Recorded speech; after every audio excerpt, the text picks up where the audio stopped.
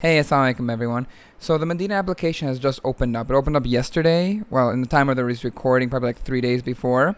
And Medina just left their window to apply only for 45 days. Now, in the time of this video being uploaded, it's more like 43, 42, maybe 41. So you guys have roughly that amount of time to apply, get all the paperwork, and submit your application. Now, inshallah, in this video, I'm going to show you guys how to apply, how to log into the website, how to create your own account, and everything. We'll go from step A all the way till step Z. We'll do all of that together, inshallah. I got my laptop here, and let's start. So the first thing you guys do is go on Google, type in Islamic University of Madinah. It's application. Let me type in application. Application.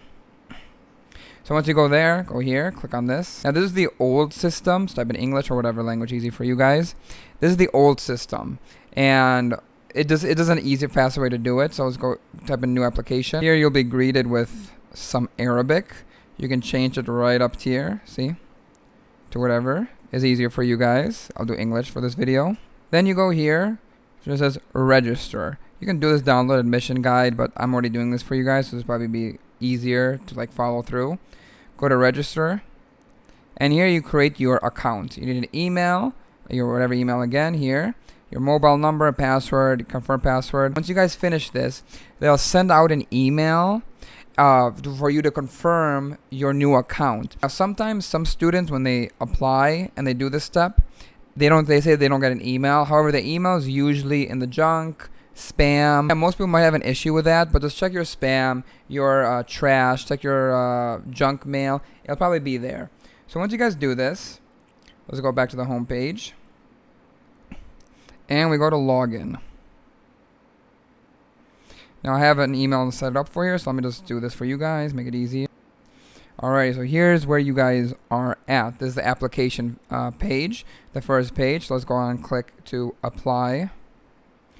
Now, before starting all this, let's look at the files that you guys need to attach on your paperwork, so you guys can do that as quickly as possible. Let's go to attachments.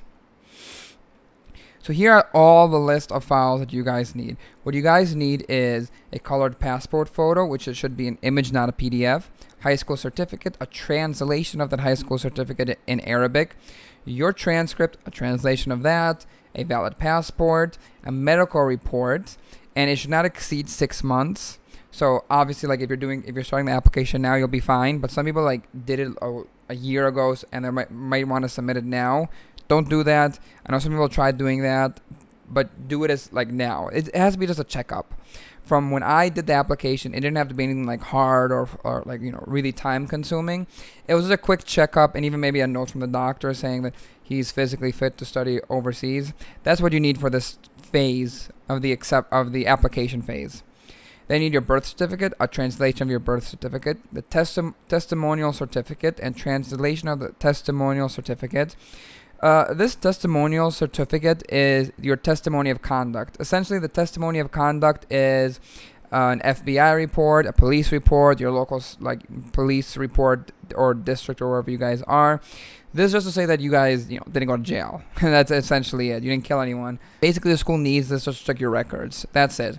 And at least I'm from in Chicago, I easily got that. It's called the Accurate Biometrics. I think that's what it's called. I'll put a link down below in the description for that, for anyone in the American area or in Chicagoland area.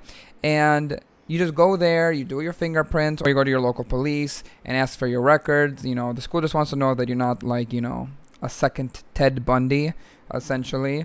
So get that and translate that into Arabic. Next is your academic recommendation. Essentially, your academic recommendation is just a recommendation letter from a teacher, from an imam or an ustad or whatever, saying that, the student is good, he's good for studying there, I recommend him. That's basically it. This can be really easily attained if you had a teacher who was a Muslim, or you had maybe a local imam. Just go to him and get it. If you know someone who graduated from Medina, more specifically somebody who has a master's or a PhD, those are a little bit better. It looks better to the school, but again, it doesn't really matter as long as you get someone maybe an imam or local imam that will do the job. And those are all the required documents. 13 if you count the translation. Without the translation, it's 8 or 9 or whatever it is really not too much to do. The translation, some people usually have an issue with that, however. And my advice for the translation is there's a website called Rush Translations, and it does cost quite a lot to do a translation, but you can get it within like 24 hours or like a little bit less. It's really quick. So you guys can try using that website, which I will put the link down below in the description. If that doesn't work for you guys, you can also go and do your local imam or maybe a notary or whatever it is that you might have to find it in your local area to do that translation. Now let's go back to the step-by-step of the Madinah application. Let's look at the personal information. So the personal information, so now the personal information, you have to do this in English and Arabic. So they require both. So your first name, your last name, your first name in Arabic, your last name in Arabic, your nationality, all this stuff. Sex. I don't know why they ask sex, considering there's, it's a guy university, but anyway. Marital status, age, all that stuff. Date of birth. I think the date of birth, you don't have to do it for both, like Hijri. I think it automatically does. Let me see. I guess. You don't have to do it. As long as you do it in English, you're fine. Birth country, place of birth, native language. Your national ID number, that could be your social security number for Americans or whatever else you guys have from across the world. You don't need to do these. Something I have a scholarship, the university, anything that's marked in red, that's all you have to do. Your passport photo, your place of issue. Religion, Islam. I'm assuming everyone who's watching this video and wants to apply is a Muslim, so it's not a big issue. Doctrine, you don't have to do that. Muslim by birth, again, you don't have to do that if you don't want to. Yeah, these stuff you don't have to do because they're not in red. So then once you do that, just save the personal information. And then let's go to the contact information. Now, in the contact information, they will ask for your Twitter and Facebook. You don't need a Twitter and Facebook right now, but you will eventually need it. They will ask you for it later once you get accepted, because a lot of like the information of whether you got accepted or if the visa lists are out will come through the Twitter or Facebook. So you guys should probably create that if you guys want to and put it in here now. But if you don't, just write, I do not have an account, and you're all good to go. Local county, your region, all that boring stuff. Nearest embassy, that's new. Now, in terms of the nearest embassy, it's translated in a weird way. It's the ones in English, but just translated in Arabic, like transliteration, not translation.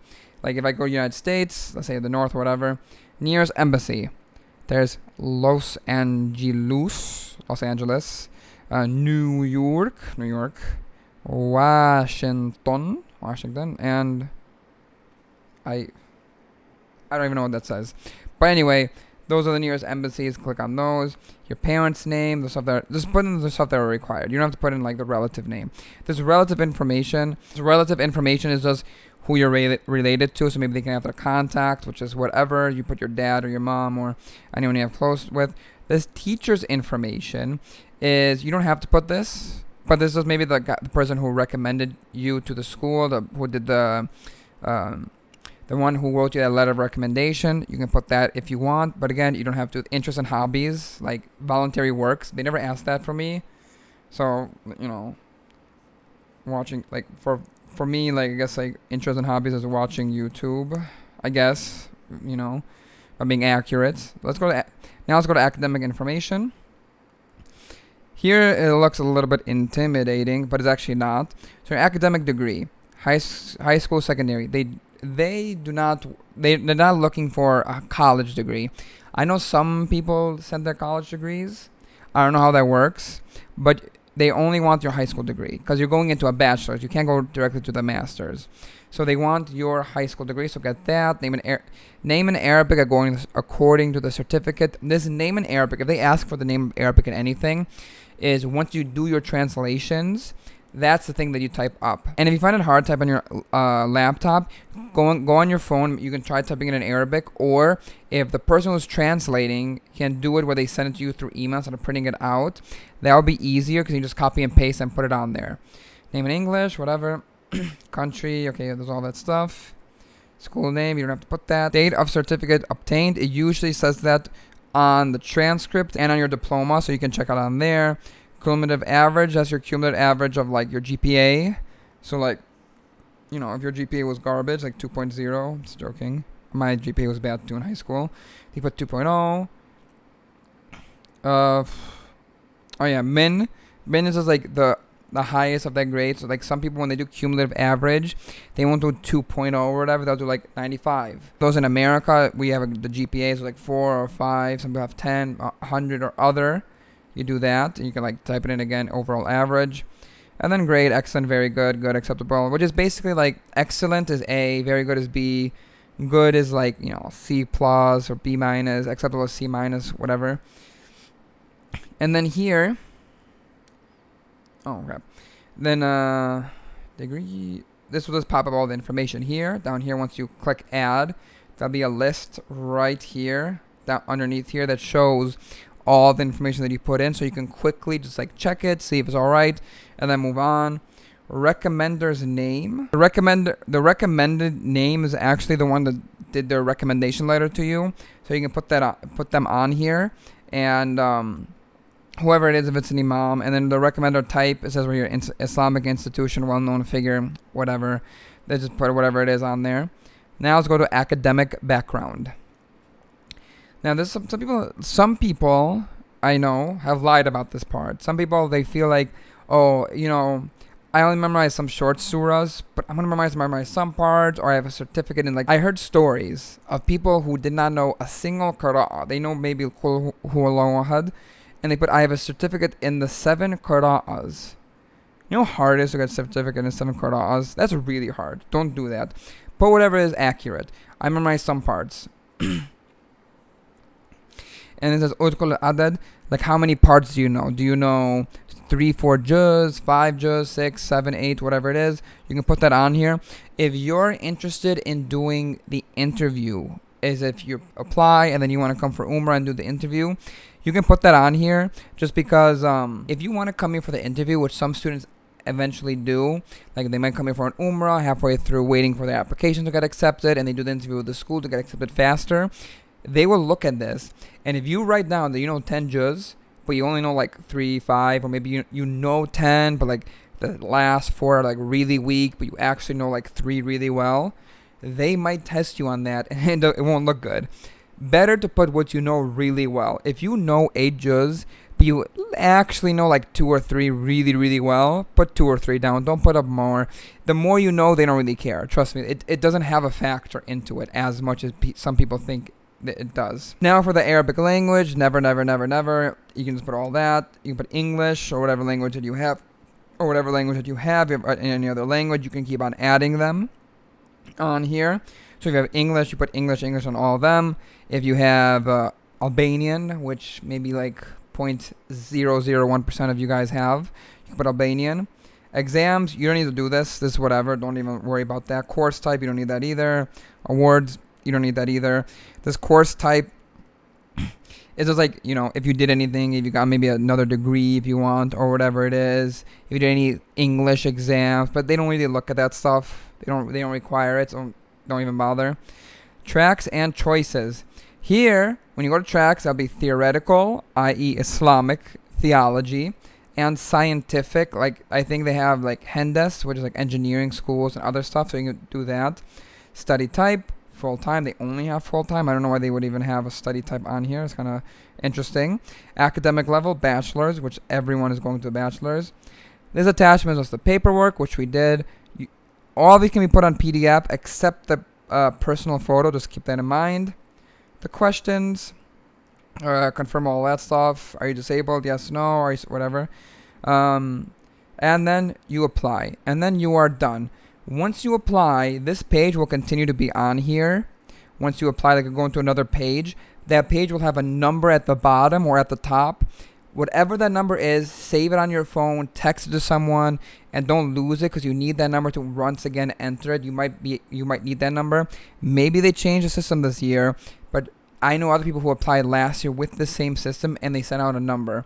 You can still access the page with a number, but keep your number just so it can be easier for you guys later, so you don't have to like always open up the application. So you quickly just get the number, copy and paste it, and see to see whether or not you're accepted. So yeah, that's it, guys. That is how you apply for Medina University. I tried quickly going over this because it's not complicated. It's just follow the instructions. I hope like my video helped you guys out on the paperwork you need, how you can do some stuff. And inshallah you guys will be able to apply, and inshallah next year I'll be able to see you guys. Alrighty guys, assalamu alaikum.